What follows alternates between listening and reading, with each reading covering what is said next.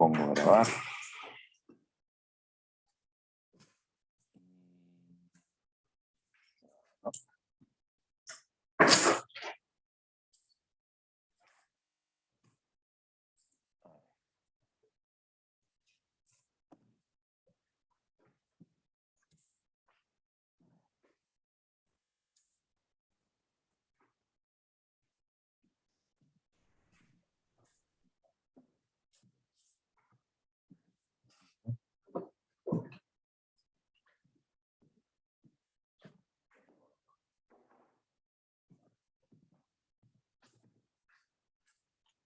Dos.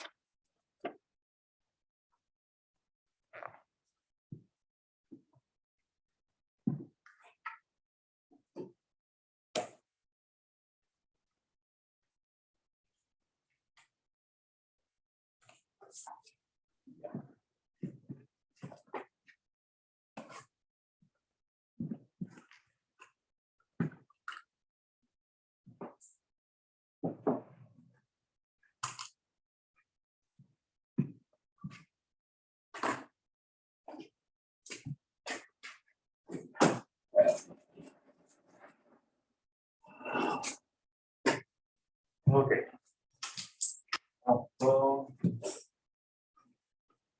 No estamos todos, pero estamos todos los que estamos. Así que, buenos días a todos. Vamos a tomar ahí la variable completa, la función de variable completa.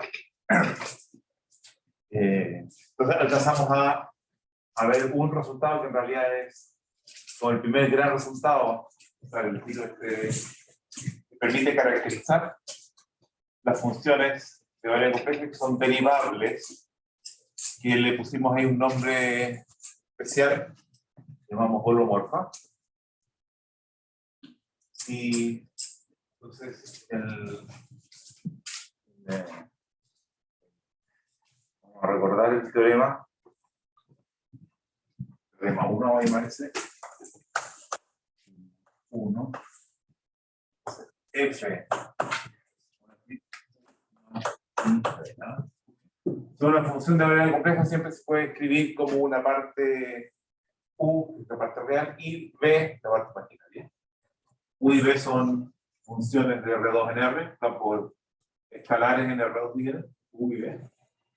Y la combinación da esta función de variable compleja. Jugando un poquito con la identificación entre R2 y los complejos. Entonces, esta es holomorfa en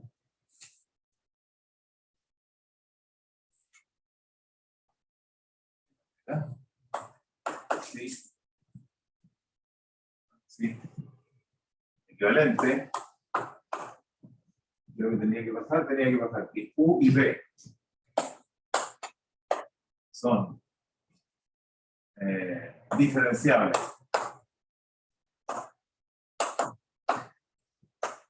en omega. Y entonces, esta es como la parte esperable. Entonces uno dice, ya, si son derivables, bueno, que sigan siendo derivables como lo que sabíamos de funciones de dos variables. Pero la variable compleja exige una condición adicional, que es un poco respeto a su, o el respeto a su producto, ¿no? La multiplicación, que dice que es lo que llamamos condiciones de Cauchy-Riemann o CR, de U de X, tiene que ser igual a de B a de I. Escribirla por lo menos unas 10 veces para que se interioricen aquí. Y después de U a de I igual menos de B a de I. Entonces, ese es el primer gran teorema. Estuve jugando con algunas funciones de variable compleja, polinomio, y vimos la exponencial, que tenía esta cosa. Y vamos a ver un par de ejemplos, o sea, un ejemplo, y les voy a hacer que ustedes miren otros. Ejemplos negativos. O sea, no siempre las cosas son tan obvias como uno cree. O sea, hay funciones y no son diferenciables en los complejos, a pesar de que uno no ve por dónde está la parte no derivable. Esto es f de z igual z conjugado. Es como la típica, ¿no? El ejemplo que todo el mundo conoce de función no derivable en los complejos. Y lo que es eso es x menos y. Chuta. Esa claramente cumple la primera parte. De hecho, es la parte real es x, la parte imaginaria es menos y. Son funciones completamente diferenciables. Lineales, ¿no? Así que u de x diferenciable. Bueno, cuando uno quiere ver, o sea, ¿cuál es la forma sencilla de que una función que no se nos complica mucho? ¿Cuál es la forma sencilla de verificar que una función, un campo escalar, es diferenciable? ¿Cuál es el caso fácil que tenemos ahí como a la mano? ¿Quiénes mirarían ustedes al campo escalar para saber si es diferenciable?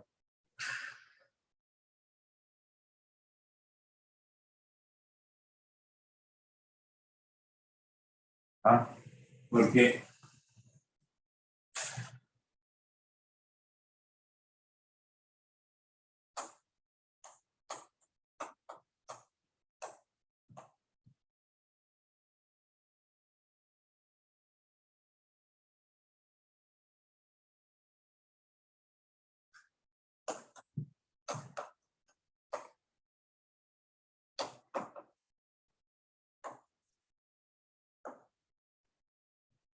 en el fondo, haciéndolo un recuerdo en varias variables, cuando uno quería saber si una función f, pensemos en un campo escalar, de Rn, era diferenciable, uno comparaba f en x más h menos f de x con alguna función lineal de h. Entonces se preguntaba si existe alguna función lineal de h de manera que este cociente, pero ese cociente ya no se puede hacer. Entonces, había que poner norma. Entonces me decía, bueno, si eso, cuando hago el límite h tendiendo a 0, si eso es 0 para alguna transformación lineal, entonces es diferenciable. Pero esa definición es como bien poco amistosa, porque tenemos que imaginarnos cuál es la buena funcionalidad que hay que poner acá, después que calcular un límite, que un límite es de 0 a 0 en Rn. Entonces, esta definición de diferenciable, que es la definición, en algunos casos se lo simplifica. O sea, la manera de ver, bueno, primero que la transformación lineal es una transformación donde ven todas las derivas parciales, ¿no? Es una matriz de derivas parciales. Entonces, eso ya nos ayuda a no empezar a buscar por todos lados del A. Y lo que finalmente nos asegura la diferenciabilidad es que esas derivadas parciales sean todas funciones continuas. Entonces,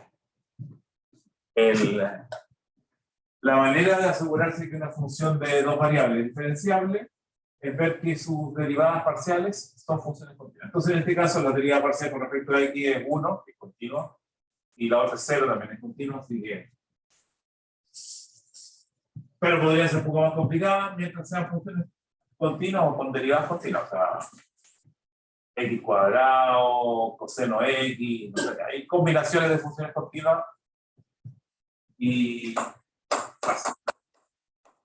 sea, lo que les quiero decir es que en algún momento ustedes tienen que decir, tengo que probar que una función es holomorfa. Entonces, esta primera parte es debe ser la parte trivial. O sea, ustedes la miran y dicen, sí, efectivamente las derivas parciales son funciones continuas, porque son funciones que yo ya las he trabajado antes y son continuas. Y esta era menor. También es diferente. Pero, ¿qué pasa con la segunda parte? O sea, eso no va. Para que sea derivable holomorfa, tiene que ser formada con funciones diferenciales, pero que diferentes. Entonces, de u de x. De u de x. Es esto por 1. De b a de i. Y aquí hay un pequeño problema, porque de b a de i es la derivada de esto por i menos 1. Y eso es difícil. O sea, ahí ya estamos. Vale. Ahora, la otra no la escribí, pero la otra, el de u de i, no vendería, así que 0. Y menos de b a de x, esto no depende de x, 0. O sea que la otra se cumple, así que 0 igual 0. Perfecto. Pero aquí falla. Así que no es holomorfo.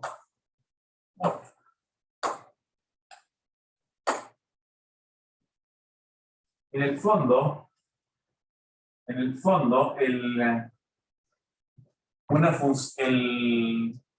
uno quiere, y una pequeña, aquí para los más curiosos, ¿no? Que tengan la pregunta. Cuando uno escribe la aplicación lineal tangente, o sea, con la aproximación lineal de una función, usando la derivada, en este caso, sabemos la derivada.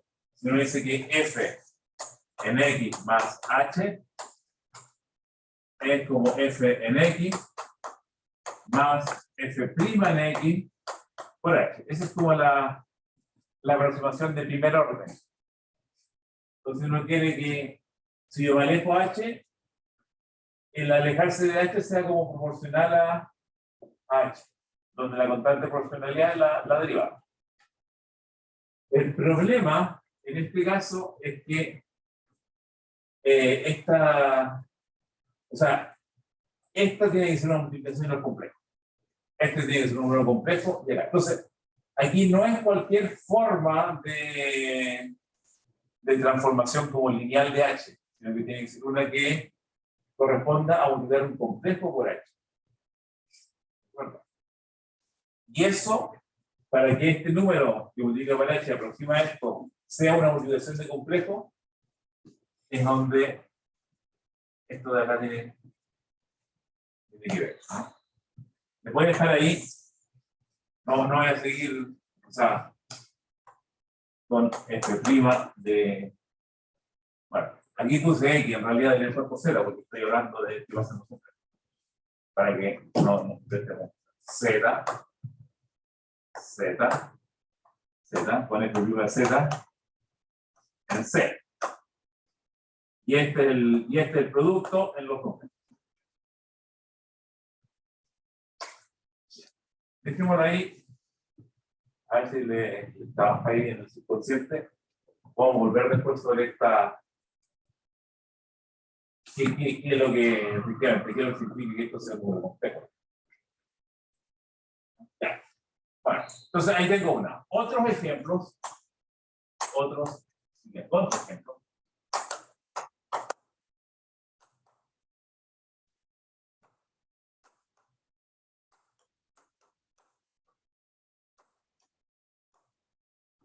Por ejemplo, f de z igual módulo de z al cuadrado. Tampoco es diferenciable. Se los dejo ahí para que ustedes lo entiendan. Pero f de z igual x, solito. Hay muchas más que se les pueden ocurrir. Entonces, el ser diferenciable no es cualquier función. A pesar de que tenga aspectos que hasta el momento eran funciones completamente razonables, como campos escalares.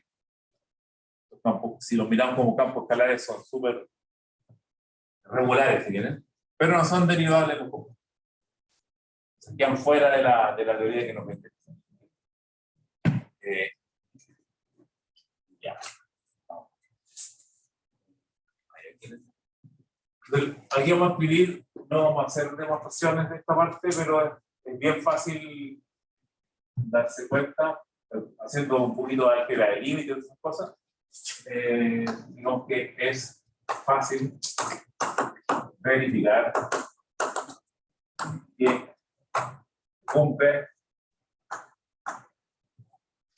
el álgebra de derivada.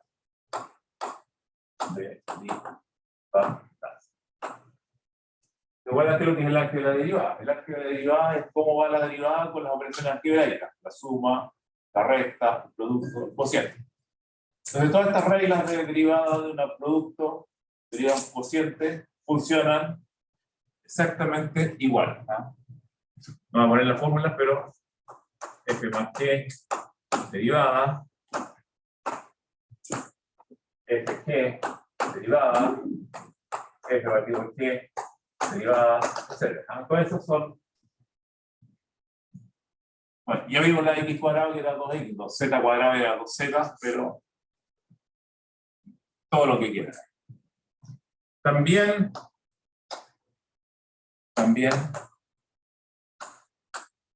si quiero ver de la derivada de una composición, tengo dos funciones de variedad compleja que se pueden componer porque van de los complejos a los complejos, así que está bien. También vale la derivada de la composición. Así que la derivada de la composición también funciona. La derivada de f compuesta con g es la derivada de f evaluada en g por la derivada de g. Y el último lo voy a poner aquí entre paréntesis porque lo vamos a resucitar más adelante. Por el momento no vamos a hacer mayor uso de esto. Ahí va a estar. Es la famosa regla del L'Hopital. La regla del L'Hopital funciona, al menos en cero, fácil, digamos. El problema del infinito en los complejos, no es evidente que lo que es el infinito, o sea, que algo tiende a infinito en los complejos, en los reales no decía más infinito, menos infinito. Pero los complejos, ¿qué significa tender a infinito? Es como alejarse del origen, una cosa así. Pero podrían haber muchas maneras de alejarse del origen, hacia los reales positivos, reales negativos, los imaginarios, no sé. Pero en cero no, ahí, si tendo a cero, los límites del tipo 0 partido por 0, esos son, digamos, L'Hopital.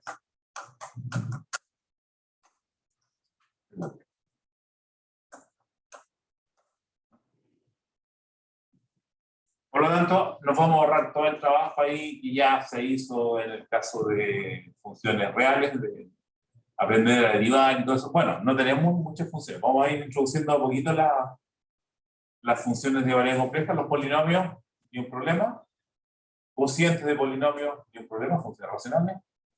La exponencial ya la definimos en la clase anterior. Ahí de a poquito vamos. Hoy día espero que veamos, les voy a contar ahí de las funciones trigonométricas en general y logaritmos. Pero vamos a... No, eso no quería. Vamos a tener en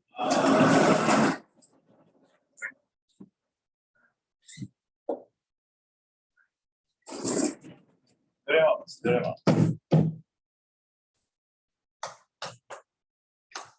Como para empezar a agarrar confianza con la función de variedad compleja, vamos a ver una seguidilla de teoremas que son relativamente simples de demostración, pero son características de la función de variedad compleja. Entonces, el primer teorema dice que si f es, o no, si sea f holomorfa en omega, y el omega vamos a decir que es abierto, conexo. Donde conexo, por si acaso, conexo significa que puedo conectar cualquier par de puntos de omega por una curvita que no se sale del dominio. En realidad se llamaría eso conexo por arco, pero es la única noción de conexidad que vamos a usar acá. Conexo, en ese sentido, conexo por arco. Entonces, el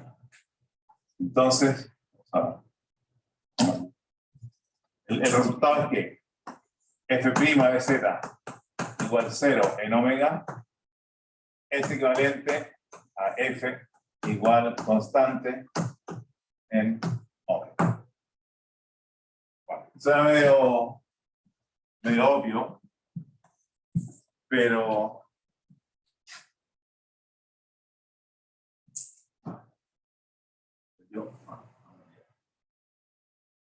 el micrófono ahí dice que pasa una cosa grave, así como que se foco, ¿no? Realmente no miro ni nada. Sabe que se enfoca un poquito. Ya. Bueno. Las funciones con derivada de cero son constantes. Entonces, la manera de hacer eso, en realidad hay un teorema que vimos, pero en la parte de análisis vectorial, que decía que si una función tenía gradiente cero, era constante. Pero ¿cómo se demostraba cuando tenía gradiente cero que era constante? Uno decía, la integral de gradiente en una curvita es la diferencia de los valores finales e iniciales, o el teorema fundamental, pero aplicado al gradiente. Entonces, si el gradiente es cero, el valor final y el valor inicial era el mismo, porque la integral de cero. Eso nos permitía demostrar que era constante, pero en todos los puntos que podía conectar por curva, por eso que requiero que sea conexo. Entonces uno dice, ecuación, si f' de z igual 0, entonces hay que acordarse qué significaba la derivada, o sea, las maneras de calcular la derivada. Entonces, una manera era decir que era du a dx más i de b de x. Por lo tanto, tengo que du a dx y db a dx son 0.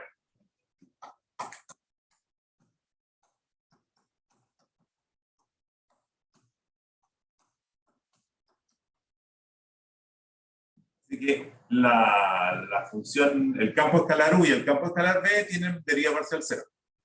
En realidad tienen gradiente 0. ¿Cómo llego a que de aquí a que el gradiente es 0?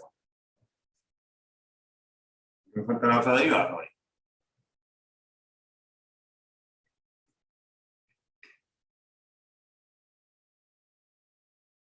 Si es holomorfa, en el fondo, como que quedaron ceros uno de los lados de las identidades, entonces son ceros a los otros lados.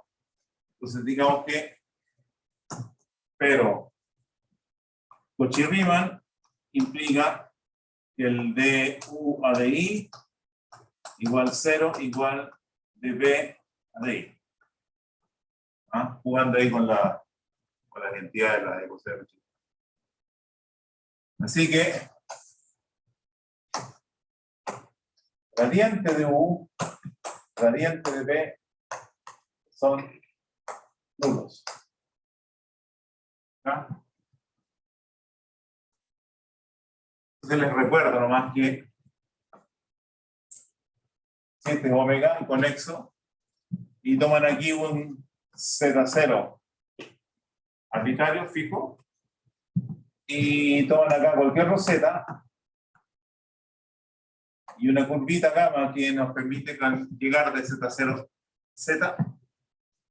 Entonces uno dice la integral del gradiente de U de R de gamma, en teoría que habíamos visto, la integral de un gradiente,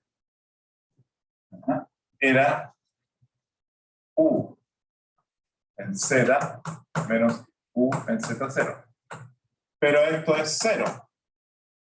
O sea, U en Z igual U en Z0 igual constante. ¿Ya?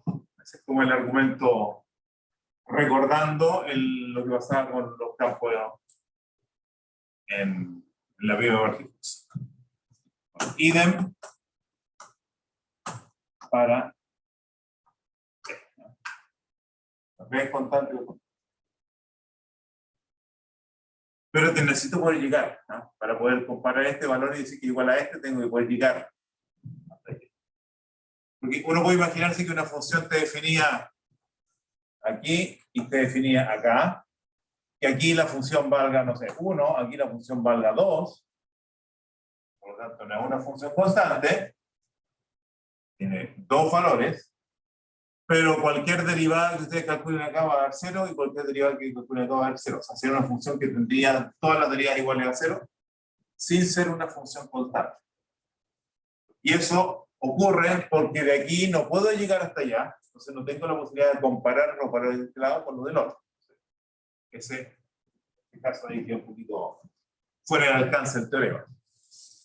¿Ya? Ya. ¿Ve? Teorema.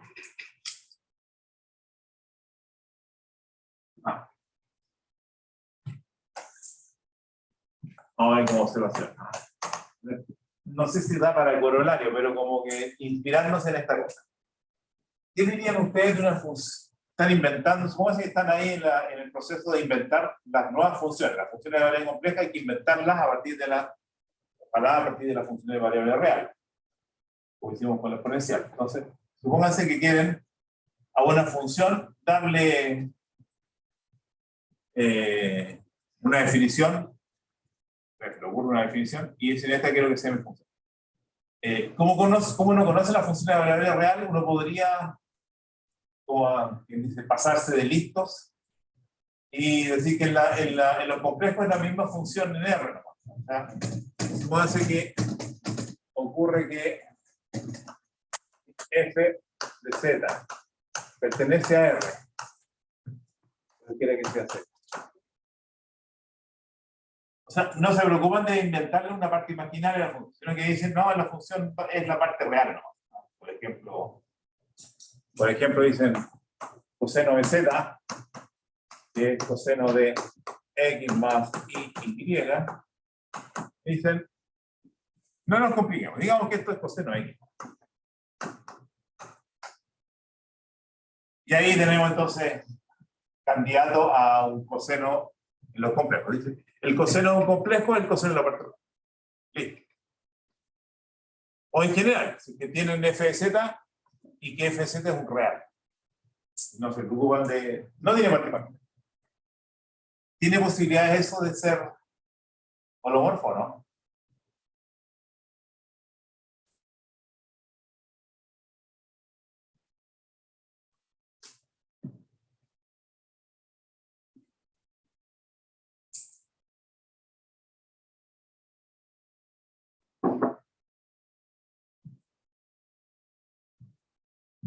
¿Qué dicen? ¿Qué dicen? ¿No? ¿Por alguna...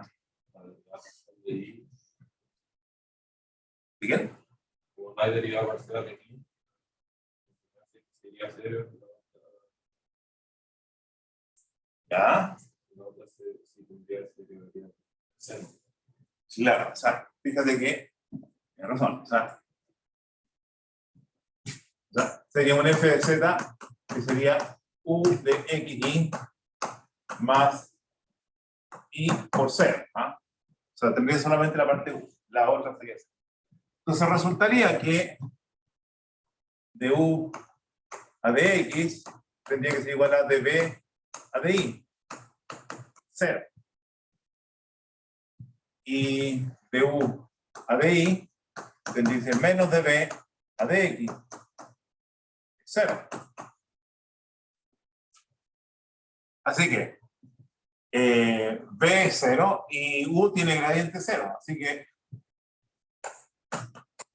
u igual constante. Bueno, y se pueden inventar funciones así, pero serían reformas, serían una constante. O sea, el real sería un número real constante. Entonces solo funciona holomorfa f de z igual constante en R. Esa es la única cosa que podría resultar de esto. O sea, el coseno de z va a ver que, porque voy a ver una cosa un poco más elaborada, por ejemplo.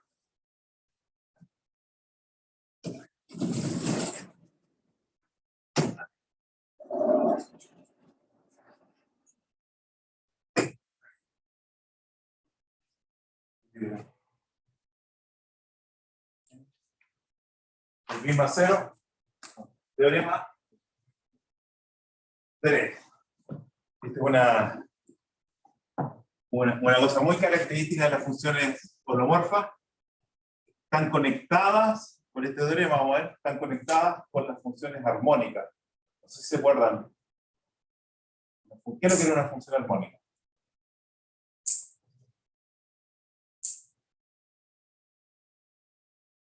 Bueno,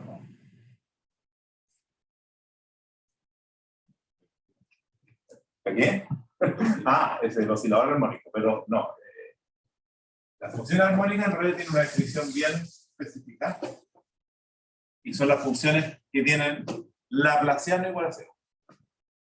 Entonces, definición armónica. Y laplaciano de U igual a 0. ¿No? Ahora viene el teorema. Sea F holomorfa en omega abierto. Bueno, siempre la propiedad de ser holomorfa tiene que ser un abierto, porque uno pide que sea derivada en el punto y alrededor del punto. Holomorfa en un único punto es medio raro. Entonces, sea F holomorfa en omega abierto.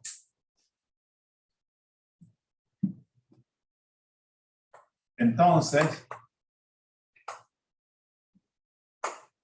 si U, P son...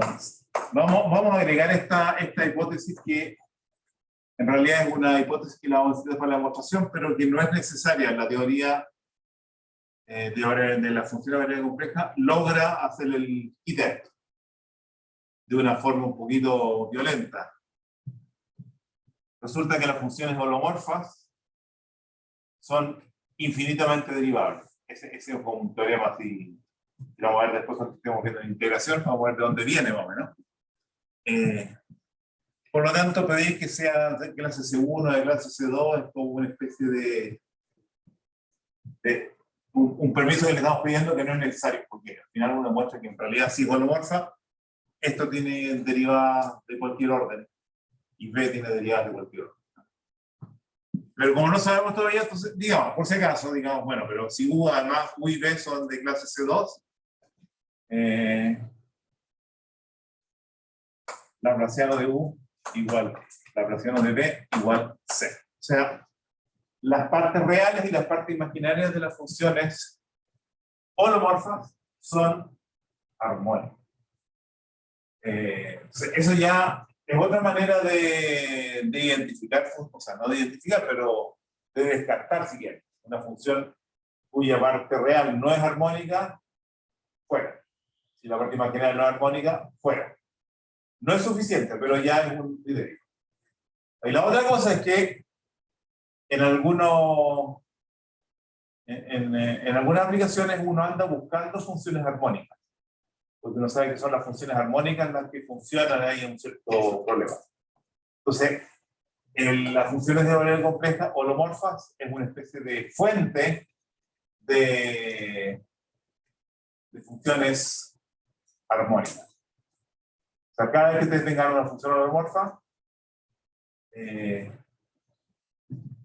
pongamos acá, por ejemplo,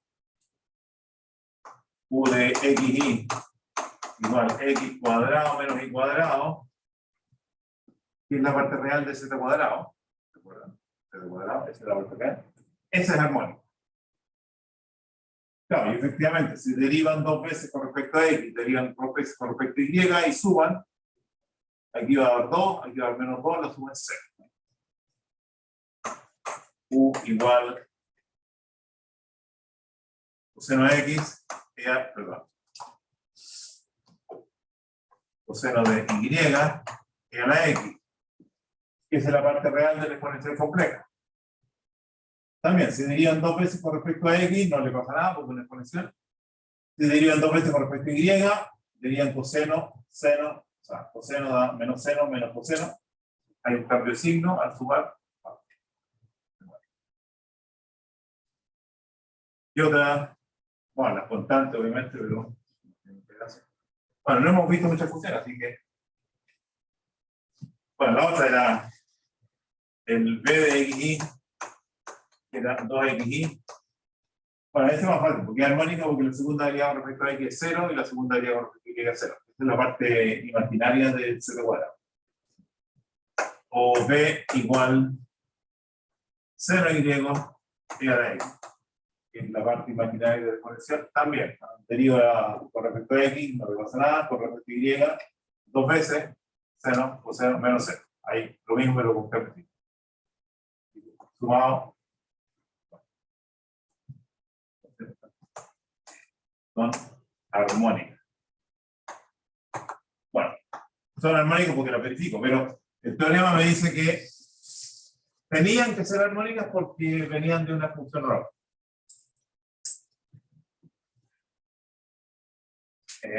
Ahora, para la demostración, voy a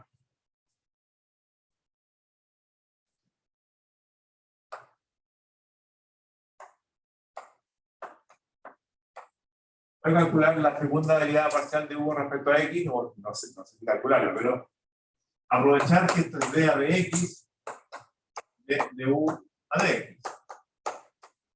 Y Cauchy-Riemann. Entonces digo, pero de u a de x por Cauchy-Riemann, o quizás como darse vuelta ahí en la misma cosa, pero de u a de x es lo mismo que de d a de y. Significa d a de x de b a de y. Así que ahí tengo una forma alternativa de escribir la segunda derivada con respecto a x, aprovechando esta con la ecuación de Cauchy-Riemann, ¿no? Que de u de x y de b de y son. Hago lo mismo con y. De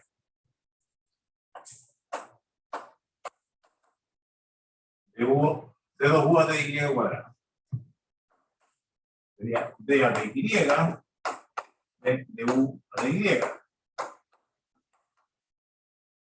Y la ecuación de Cauchy-Riemann para la segunda, para la derivada de u con y, de u a de y es menos de b a de y. Menos de b, no, de afuera, el d a de y que está ahí, de b a de y. Y fíjense que esto y esto se parecen.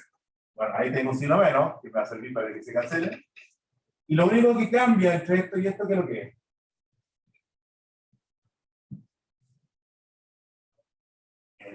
El orden de las derivadas. Por eso que necesitaba, voy a hacerlo. O sea, si tiene la segunda derivada parcial continua, puedo cambiar el orden de derivación y no cambio el resultado. Entonces, y el teorema, creo que se llama de Schwarz.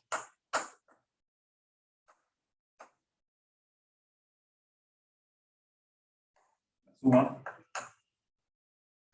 es 0. Bueno, ahí vimos que U es armónica, el B es exactamente lo mismo. Estamos usando de 2U a de 2B a de X2, de 2B a de Y2, usar Cauchy-Riemann para escribirlo de la otra manera. Y estamos perfecto. ¿Ya? Ya.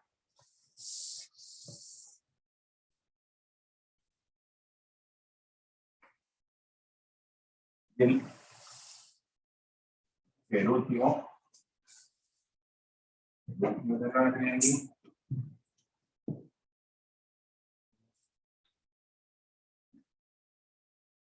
Vale.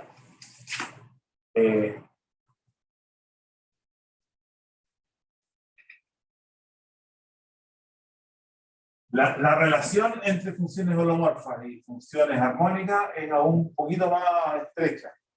Y les había dicho que no era suficiente revisar que eran armónicas.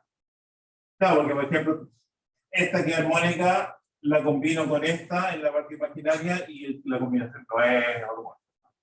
Como que esta con esta va bien, pero esta con esta no. No es cosa de combinar funciones armónicas así como se nos ocurra. Pero, problema, si U de 2 es armónica, tengo una función armónica, C2 también es como una especie de requisito técnico ahí, para no entrar en las propiedades. Entonces, si U es armónica, C2, entonces existe B armónica que, o sea, a toda función armónica le podemos encontrar como una pareja armónica de manera en que la combinación sea holomórfica. Las armónicas tienen por ahí su amiga, por ahí en alguna parte. Tal que F de Z, bueno, U más y B es holomórfica.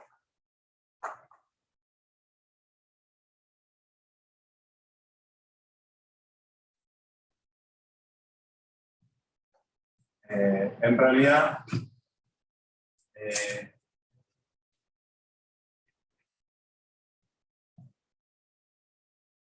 vamos a poner aquí, en principio sí que esto es en todo R2, pero en todo R2 a lo mejor nos deja fuera algunos casos que podrían ser interesantes. Entonces, en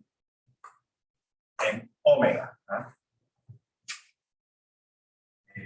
a ver aquí. O sea, si es armónica en una parte, en un abierto omega. Entonces en ese abierto omega va a haber un B y en ese abierto la función F de Z en omega. Entonces, en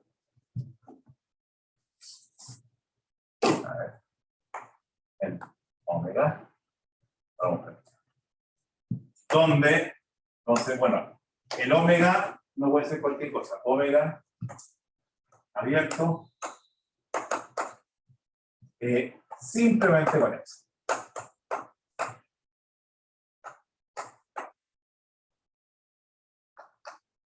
Simplemente con eso. Ahí a lo mejor lo tienen un poquito olvidado o nunca lo subieron. ¿Qué se acuerdan? ¿Qué es lo que era un conjunto simplemente conexo? ¿Cómo se lo imaginan?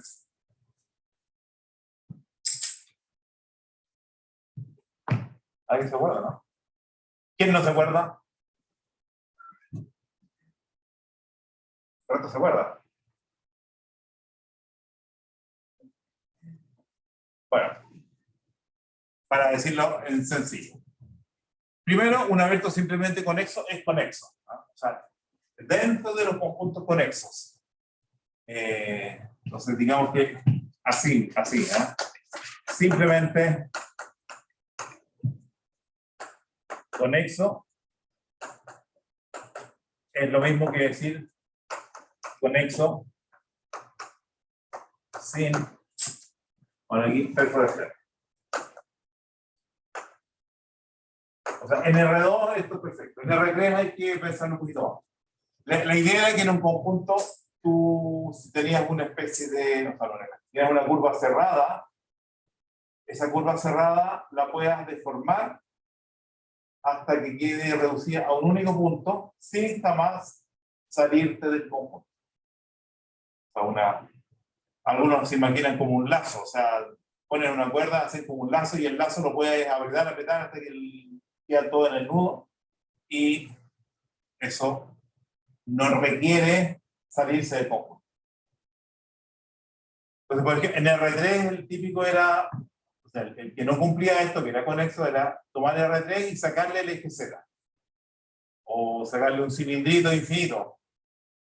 El eje Z sería como el límite con el cilindro de radio cero, pero entonces si tú tienes una curva cerrada que va en torno al eje Z o en torno a ese cilindro, no tienes manera de esa curva de contraerla hasta un punto sin pasar a llevar el eje Z. El eje Z como que te va a impedir eso. Pero si es que el R3 le sacas un cilindro, o sea, la esfera, R3 menos la esfera, o sea, ahí estaría perforado, R3 estaría perforado, por eso digo que el R2 funciona, pero en R3, un R3 perforado sería un R3 menos una esfera. Tiras una curva, y bueno, si es que la esfera te molesta, la puedes deformar arriba o abajo de la esfera, o sea, la esfera no te va a impedir que puedas llegar a cerrar tu curva. En R2, bueno, no puedes el eje Z, ya no está en R2, así que esos ejemplos no funcionan en R2. Y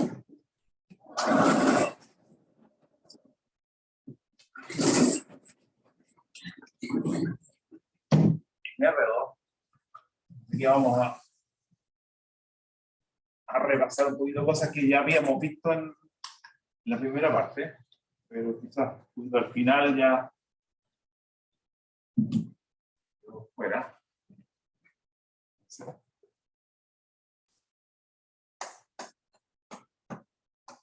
Sí, simplemente conexo.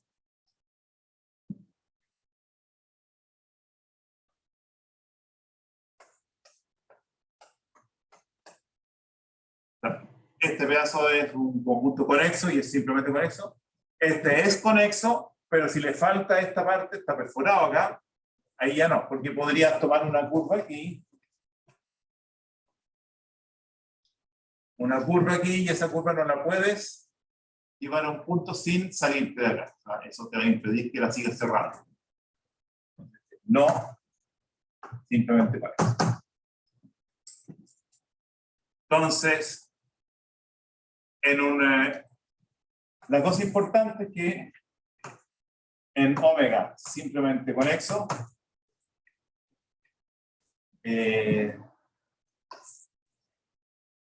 ahí, este conjunto acá, simplemente con eso no está perforado, tomas cualquier curva cerrada, eso es lo que finalmente importa, que tengas que poder hacer.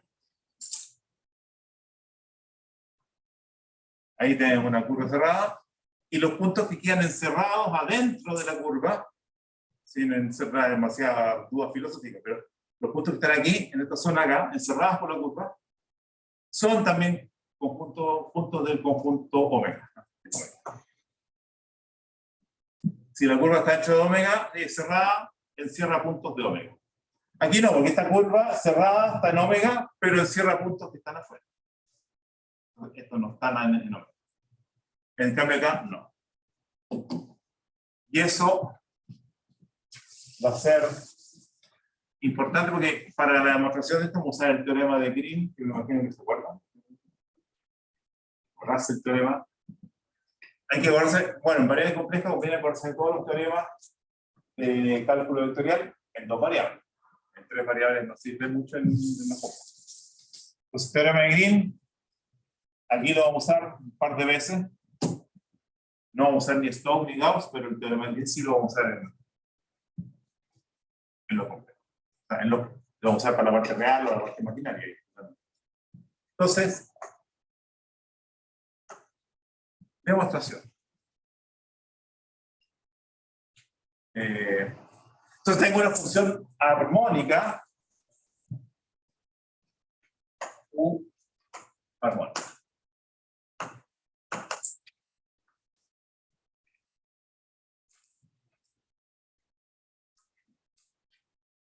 Y busco, entonces, busco B, en realidad no busco B armónica, podría ser, pero en lugar de eso voy a buscar B tal que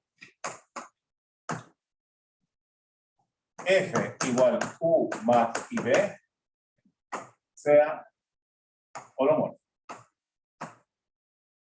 O sea, si encuentro un B que complete a una función holomorfa, el B va a ser armónico por el teorema anterior. Así que puedo buscar una función armónica, pero en realidad esta es la que, o sea, ya les dije, que cualquier función armónica no sirve. Tiene que ser una que haga que esta sea holomorfa. Entonces, pensemos en eso.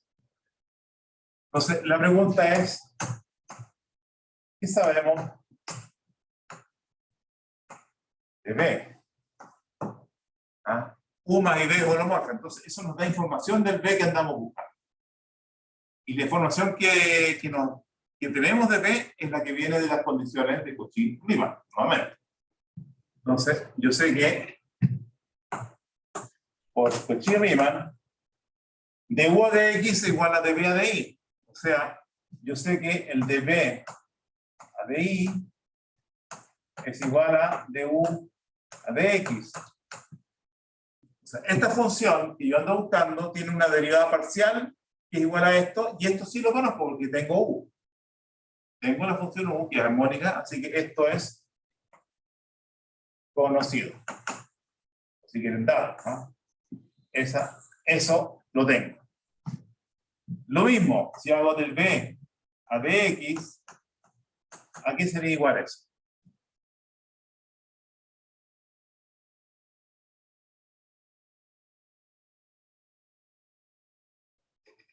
Menos de vuelta. ¿Ah?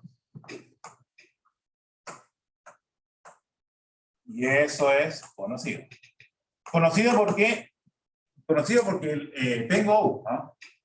Tengo la función U, así que le puedo calcular las derivas parciales que quieran. Así que tengo esta derivada, tengo esta derivada.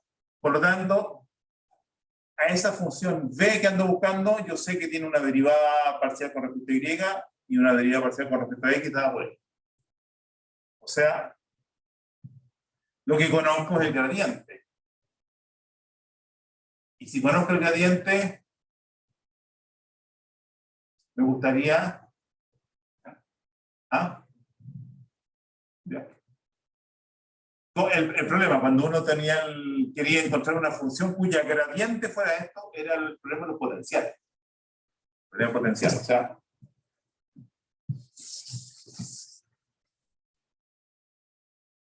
Entonces, digamos que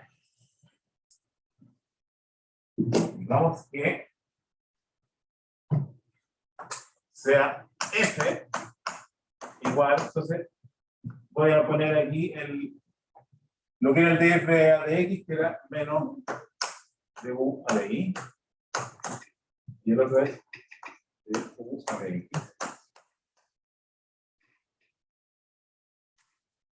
S, si F es conservativo, porque no todos los campos son conservativos, pero si fuera conservativo significa que el gradiente de alguien existe B tal que F igual al gradiente de B. Y listo. ¿No? Porque SP es el que necesito. Lo que pasa es que el campo, o sea, conozco esto, pero no es claro que cuando yo los combine, esto sea el gradiente de alguien. Porque eso es lo que estoy diciendo aquí, que estas cosas son el gradiente de un B. Pero eso es decir que es conservativo. ¿Y qué sabemos de los campos conservativos?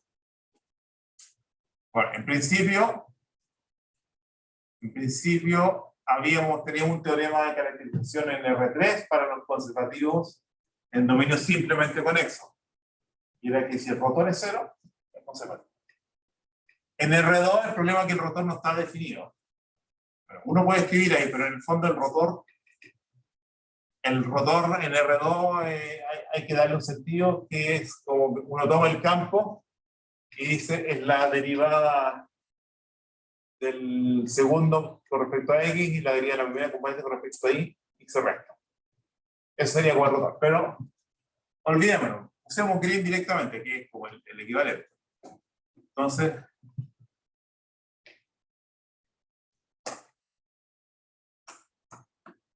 pero si gamma es cerrada toma una curva cerrada en omega, porque para que sea conservativo había una forma equivalente. Y para toda curva cerrada la integral de línea era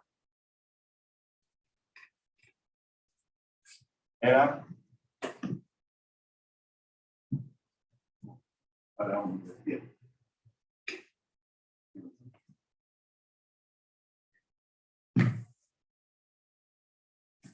¿Qué tenía que pasar con las integrales? Si es conservativo y calculo el trabajo en una curva cerrada, el de línea en curva cerrada, ¿cuánto da eso? 0. Esa es la propiedad caracterizada, una manera de caracterizar la función conservativa. Entonces, calculemos. Entonces uno dice la integral en gamma de f punto de r, y si es que gamma, esta es gamma, encierra una región omega chico dentro de omega grande, por ser simplemente conexo, esto está metido dentro del otro. Teorema de Green dice que esto sería la integral doble en el omega, en esta región de ahí, de a dx de f2 menos de a de i del f1 de x de y. Y entonces ahí nos vamos acá. A ver, ponemos omega. De a de x. ¿Quién es f2? Digo de x.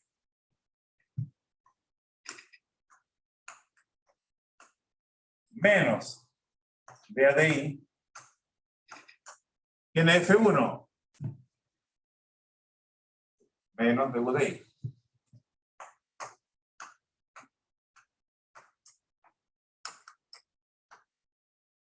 ¿Y qué es lo que me quedó acá? Segunda sería con respecto a x, menos con menos más, segunda debería aparecer con respecto a y.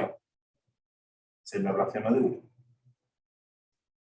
sea, como dos armónicas, una relación es 0, así que esto es 0. ¿Ya? ¿Sí? ¿Lo ven ahí?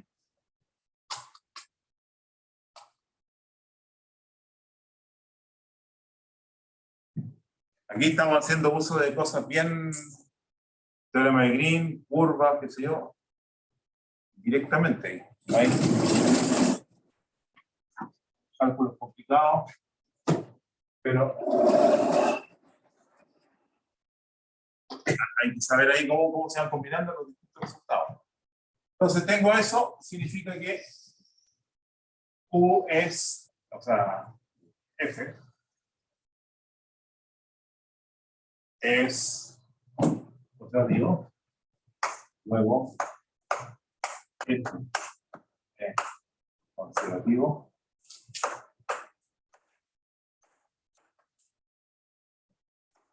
entonces si es conservativo es gradiente de alguien, y ese alguien le va a dar un microondas. Existe B potencial gradiente de B igual a esto. Y ahí está, ¿no? Porque ese que sea el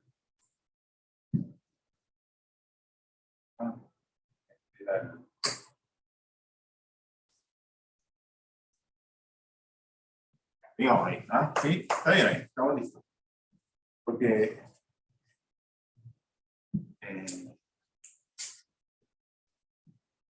claro, bueno, el gradiente de B es una función, o sea, el B va a ser C2, porque su gradiente es F, y F son las derivadas parciales de U, y como U era C2, entonces también B es C2 si quieren ahí para asegurarnos. Porque aquí va a resultar que el de U, de B a de X, de B a de I, es igual a F1 e igual a F2. El gradiente es F. Pero F1 con mi definición, ¿qué es lo que era? Menos de U de I. Y F2 era de U de I. O sea, tengo las condiciones cochetivas para este B que salió de ahí. Y F es o F igual U más B es O.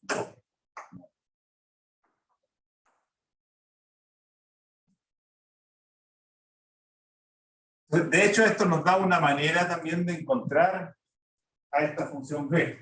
Esta función, le voy a poner un nombre a esta función b. Se llama la función armónica conjugada de U.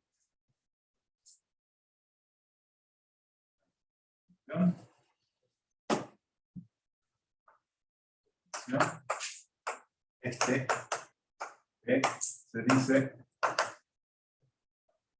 función armónica conjugada de. Bueno, uno podría preguntarse si es que es única, o sea, si cada función tiene una única función armónica conjugada. No.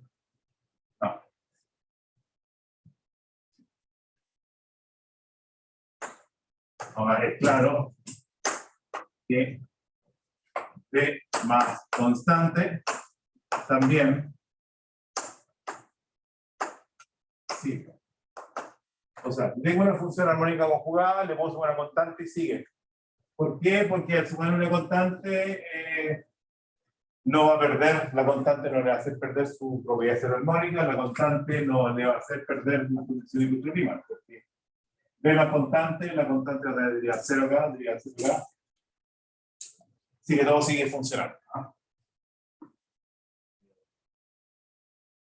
Entonces, de hecho, dada una función armónica, todas las funciones armónicas conjugadas son alguna más constante. Es como el tema de la primitiva. Tengo una y esa más una constante da todas las posibles. Algo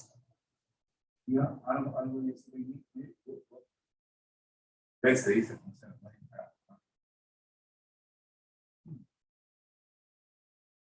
¿Cómo se encuentra? O sea, una manera, mirando la demostración, el interés de esta demostración es que nos da argumentos o formas de poder encontrar el B. En el fondo, es el problema de encontrar o sea, por ejemplo, ¿cómo encontrar B? Supóngase que tenemos, por ejemplo, alguien nos pasó una función armónica. Pongamos una función armónica sencilla. Por ejemplo, coseno X, que sin Y, E a la X. Este es U de X. ¿Qué es la parte real de quién? ¿Ya la conocen? ¿La reconocen? ¿No? ¿No? Exponencial compleja. Por acaso, bueno, la exponencial es a la z igual a la x más y, que igual a e a la x por e a la y. Así lo habíamos armado. Entonces queda e a la x por coseno y más y seno y. E a la x coseno y es la parte real. Supónganse que le dan a esa o cualquier otra función armónica.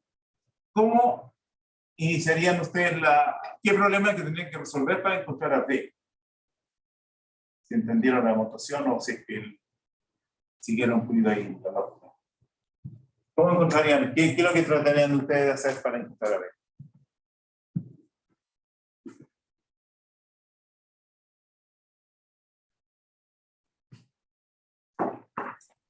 O sea, usar las condiciones de Cauchy-Riemann, derivarlo como con respecto a X y decir que eso es de B a de Y.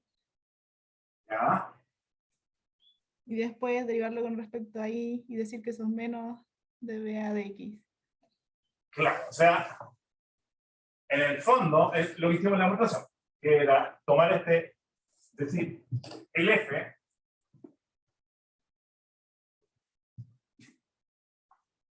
calculamos F, que lo tengo ahí arriba, no sé si lo ven en la casa, pero era lo que me estaba diciendo, que era el menos de U a de I, de U a de X.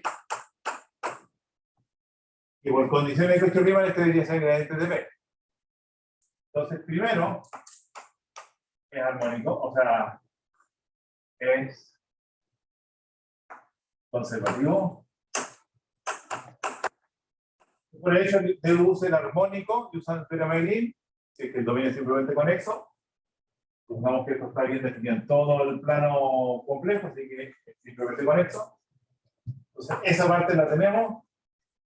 Y el problema entonces es encontrar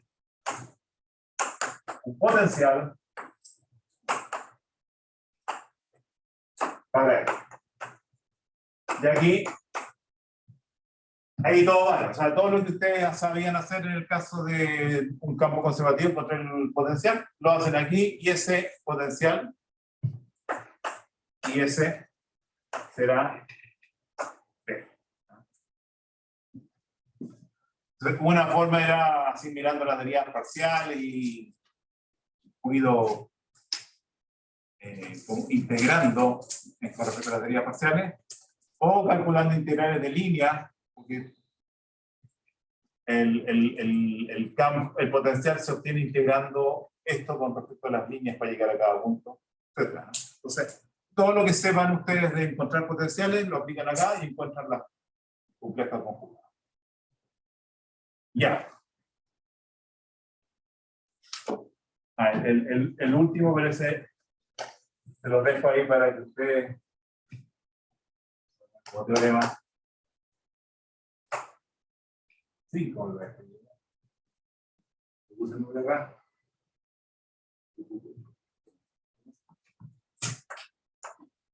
Bueno, el teorema 5 sería que si F es holomorfa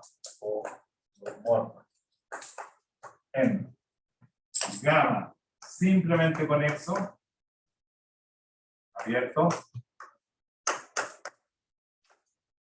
entonces existe F mayúscula holomorfa al que F' igual F. Lo dejo ahí. La demostración de este es más o menos parecida a la anterior, se usa como las mismas ideas. Lo que estoy diciendo es que toda función holomorfa tiene primitiva. Toda función holomorfa tiene primitiva.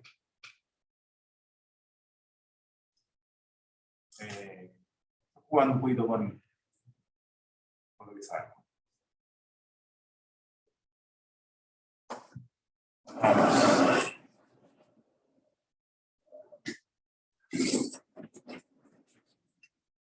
Estamos. Lo que quiero, que me parece que es una.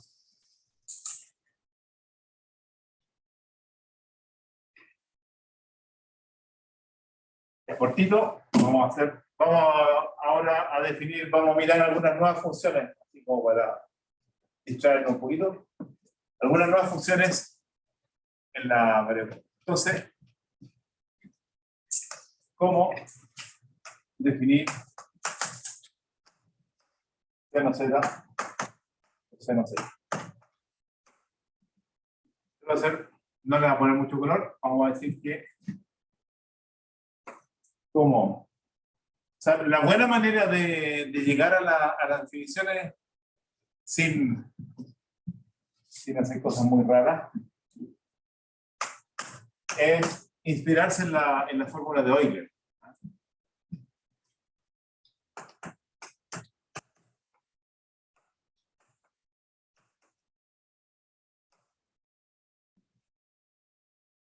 Es que decimos que esa fórmula de Euler vale también en los complejos,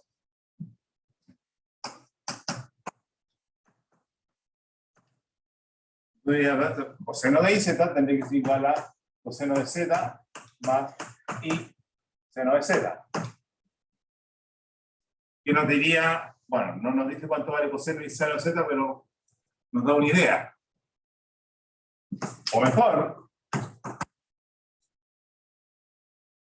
de la fórmula de Euler uno puede encontrar fórmulas para coseno y para seno. Nos dice que coseno de x sería el medio e a la ix más e a la menos ix. esa primera identidad, porque en el menos acá se cancela, cuando sumo se van los senos, que es coseno, medio. Y también seno x. De ahí uno saca una formulita para seno x, y cuidado, es 1 partido por 2i, porque la parte seno ya unida acá. E a la ix menos e a la menos i.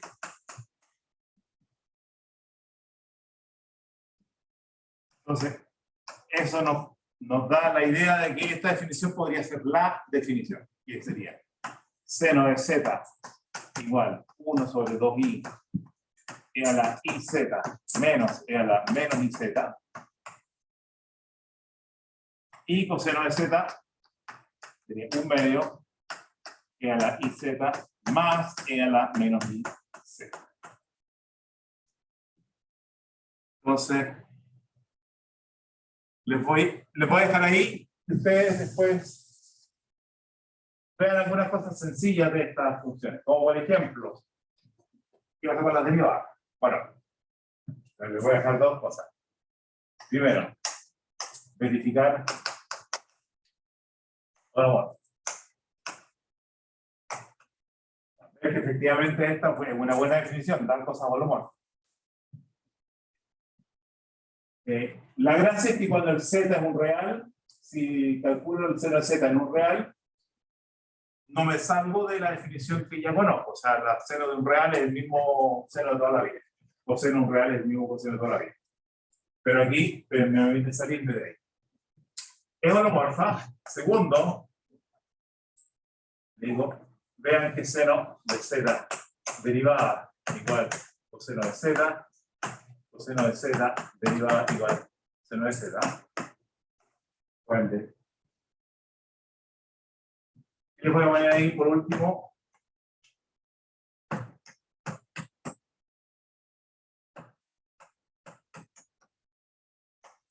que sigue siendo válido que la suma de los cuadrados es 1. Bueno, ahora cómo van a empezar ahí a... Entonces, la que quería, y ahí nos quedan 15 minutos para mirar, es la función logaritmo. Esa bueno, no es muy complicada, pero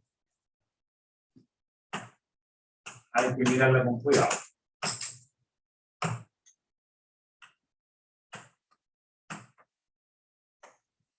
La función logaritmo de z. Entonces, la idea del logaritmo es que es la función inversa del exponencial. Entonces, también aquí tenemos definida la exponencial en los complejos. Entonces, veamos. Sería la inversa. O sea, z igual exponencial de w es como sería nuestra inspiración para decir que el logaritmo de z sería w. ¿Ah? Inversa. O sea, dado z, encontrar el w. Dado z, encontrar w. Entonces, bueno, primera cosa, antes de pasarnos muchas películas, dado z, el w no es único. ¿Ah?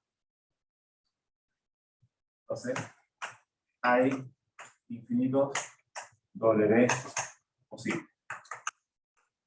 Eso ya, una primera cosa hay que tener cuidado, porque si quiero definir la función inversa, tengo que.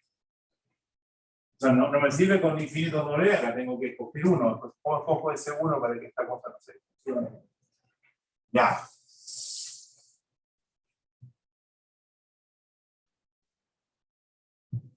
Entonces, SW, vamos a decir, sea W una parte real, X más Y una parte imaginaria. Entonces hay que encontrar el W, es posible encontrar el X y el Y, o los X y los Y. Entonces, E a la W igual Z, ¿ah? E a la W igual Z, esa ecuación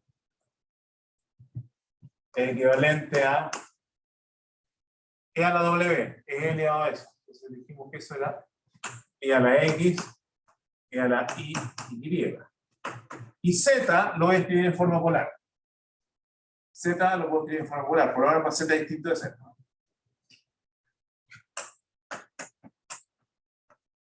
De hecho, para Z igual 0, esta ecuación no tiene solución. Ustedes pueden ver Z igual 0. Lo que pasa es que esta no se anula nunca. Que tiene una parte real, que la exponencial de X nunca es 0, y la parte imaginaria tiene módulo 1, así que tampoco se anula. Así que este producto nunca es 0, así que no hay ninguna posibilidad de que sea igual a 0. Veamos por lo menos para Z distinto de 0. Se va a quedar módulo de Z, E a la I, ¿qué cosa? ¿Recuerdan? Argumento de Z, ¿ya? Donde argumento era uno de los ángulos polares, el que vivía entre menos pi y pi, ese es el que cogíamos. Pero ahí tengo esa identidad. Bueno, esto es igual a esto, significa que los módulos son iguales, pero el módulo de esto tiene módulo 1, así que el módulo de esto es el exponencial. Esto tiene módulo 1, así que el módulo de esto es el módulo de Z. Así que los módulos sean iguales significa que E a la X es igual a módulo de Z. Acá. Y los argumentos, o sea, si estos son iguales, los puedo cancelar, entonces la exponencial de esto igual a la exponencial de esto. ¿Cuándo ocurre aquello? Cuando el Y es igual al argumento de Z, pero le puedo sumar múltiplos de 2pi que quiera. Sígueme. Entonces, más 2k pi.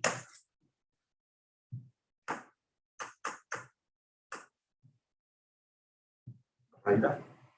2 rayitas. ¿Ya?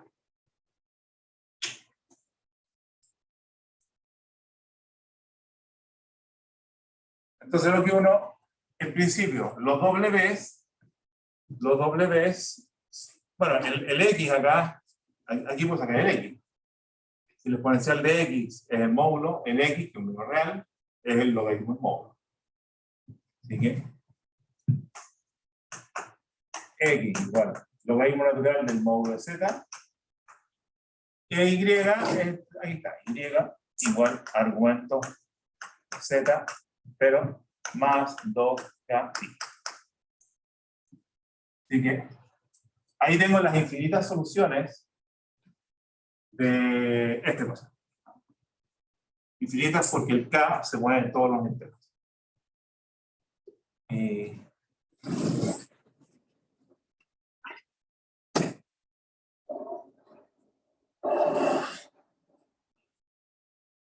Para todas esas vamos a escoger una para definir la función logaritmo complejo. Y la que vamos a escoger es tomar k igual 0. O sea, cuando el y corresponde al ángulo que vive entre menos pi y pi. Abierto en menos pi, cerrado. Entonces, de todas esas soluciones, ahora, esa es una elección totalmente arbitraria. Voy a tomar esta y esa va a ser mi definición de logaritmo, sabiendo de que la ecuación Z igual a la W tiene otras soluciones. Entonces, se escoge k igual 0 y se define lo que se llama la determinación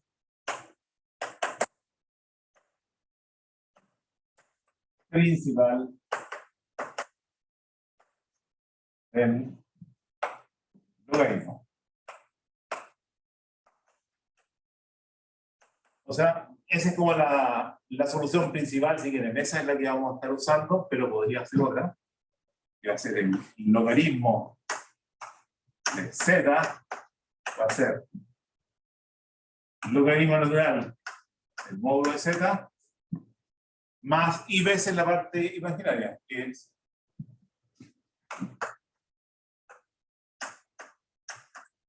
y ese es el superlogaritmo. ¿Ya? Más. Ahí está. Que es casi como tomar el logaritmo que el logaritmo módulo. ¿Ah? Estaría más o menos listo. Pero tiene ese agregado.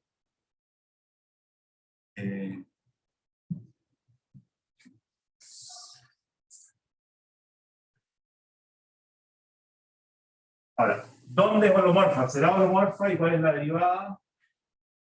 A ver, tratemos de avanzar un poquito en eso. Primero, ¿dónde es contigua? ¿Dónde está definida? ¿Dónde está definida?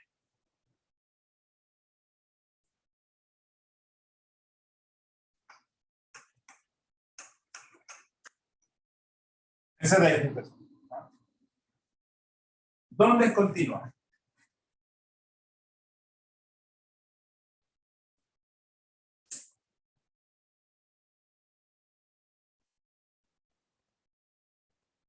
Esta parte, ¿dónde? Bueno, esta parte es el logaritmo del módulo, el logaritmo positivo. Logaritmo es una función continua que el cero tiene este problema que se llama el infinito, pero lo estamos sacando de cero, así que si queréis continuo salvo el cero, pero el cero ya quedó fuera. Ya. ¿Y el argumento es continuo o no?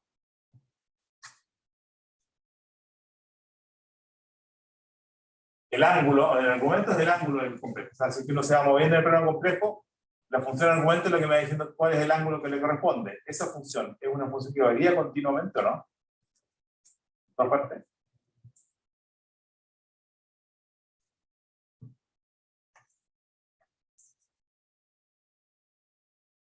¿Qué pasa si es que tengo aquí una función? Voy mirando el ángulo acá. Voy aumentando el ángulo, aquí llegó a pi medio. Aquí sigue pi medio, llegó a pi. ¿Y qué pasa del otro lado?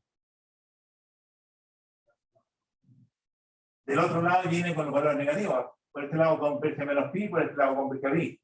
Así que esta parte de acá, el eje negativo, de los reales negativos, es una línea de discontinuidad de los ángulos. O sea, por aquí llega como que pi por este lado y menos pi del otro. ¿Ah? De hecho, abierto. En el eje vale pi, pero converge menos pi de aquí abajo. Entonces, y argumento z discontinuo en R menos. ¿Ah? Vamos a ver la 1 en esta parte. Así que ahí no hay posibilidad de que sea holomorfo porque el principio es continua. Pero uno dice, si le saco el eje y le saco el origen, obviamente aparece este dibujito así, aquí como una especie de sacado circular aquí, para sacar el origen. Saco este punto y saco acá. Eso. En el resto es holomorfo. Y es holomorfo. Ahora, para demostrar que es holomorfa, vamos a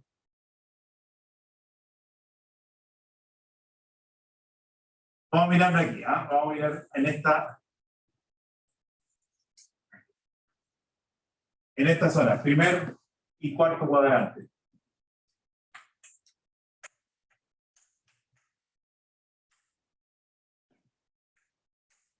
Y ahí, argumento de z, en realidad, arco tangente de i particular. El arco tangente me permite encontrar el ángulo acá. Lo que pasa es que el arco tangente solamente entrega ángulos entre menos pi y más pi medio. Vale. Entonces, acá hay que manipular un poquito la definición para encontrar los ángulos, los argumentos acá. Porque el argumento acá, si usara el cotangente, me daría el ángulo de este cuadrante. Entonces, uno dice, tengo un punto acá, busco el simétrico acá, me da un ángulo θ y le sumo pi. Entonces, hay que hacer cosas de este tipo para definir el argumento, ver cuánto vale el argumento de en los otros lados. Pero, si es que tengo eso, entonces, yo puedo decir que U de X y igual lo logaritmo natural de módulo de Z, para la parte real, módulo de Z es raíz de X cuadrado más Y cuadrado, si quieren, es como algo así como un medio, o natural de X cuadrado más Y cuadrado, porque la raíz sale como un medio. Y el B de XY. Hola, ¿cómo puedo ayudarte? ¿Qué le pedimos? Google. Ya. Y esta. Ok, abriendo Google. Ahí. Ya. La derivada del cotangente, ¿cuánto es?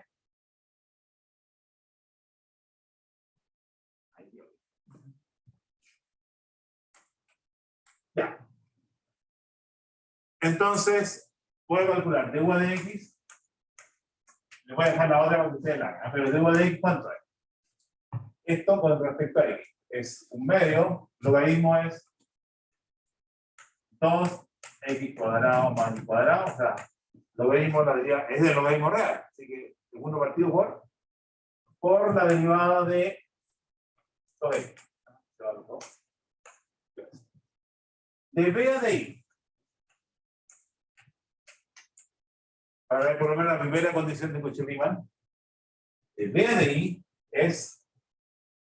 sería el cotangente 1 partido por 1 más I sobre X cuadrado por derivada de esto respecto a Y. 1 sobre X. Ya igual es, bueno, multiplico por X, partido por X, sobre un X cuadrado, ¿qué? Para hacer la cosa fácil, X cuadrado acá entra, más el X cuadrado que el X cuadrado, que es X cuadrado más Y cuadrado, y el numerador queda X. Sí. Entonces, les dejo a ustedes, ¿sí? ¿Lo hacen o no? ¿Qué lo va a hacer? Calcular la otra condición de Cauchy, bueno, calcular la otra derivada parcial, que también funciona, que la otra es menos, no sé lo que era, y calcular la derivada del logaritmo, y se puede calcular como de U de X más I de B de X. El de U de X ya lo tenemos, y el de B de X. Entonces, el desafío es ver que efectivamente la derivada del logaritmo complejo es 1 partido por Z. Y con eso ya quedamos felices con el logaritmo. ¿Ya? Estamos aquí, pero estamos. Estamos. 2 minutos. ¿Preguntas? Question.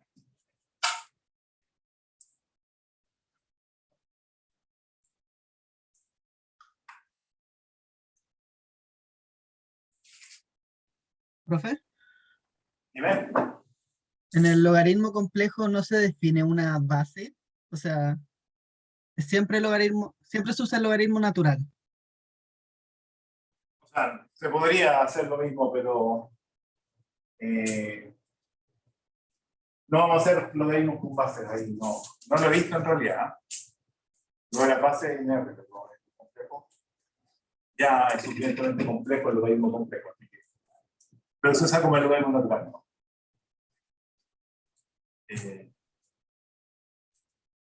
Uno puede hacer jueguito ahí, o sea, extender un poquito el logaritmo en otra base como un medio proporcional el logaritmo, ¿no?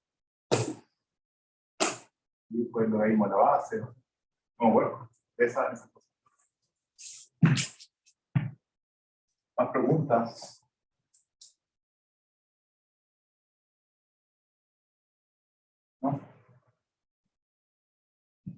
Próxima clase, integración. Y ahí empieza a ponerse la cosa buena.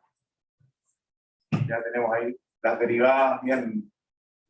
Y con las funciones trigonométricas, función logaritmo, función exponencial, no sé, tenemos como la función módulo, pero que no sirve para nada. No es holomorfo. Tenemos como repertorio de las funciones, el equivalente de las reales en el campo. Hay que hacer combinaciones, composiciones, e integrarlas. ¿Ya? Nos vemos el martes, mañana en el teatro, donde que haga ejercicios de esta parte. Ok.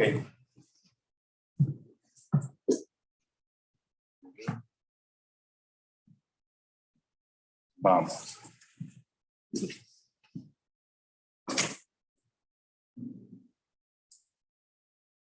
Muchas gracias. Chao, chao. Traigo mi Zoom y lo mato aquí. Adiós.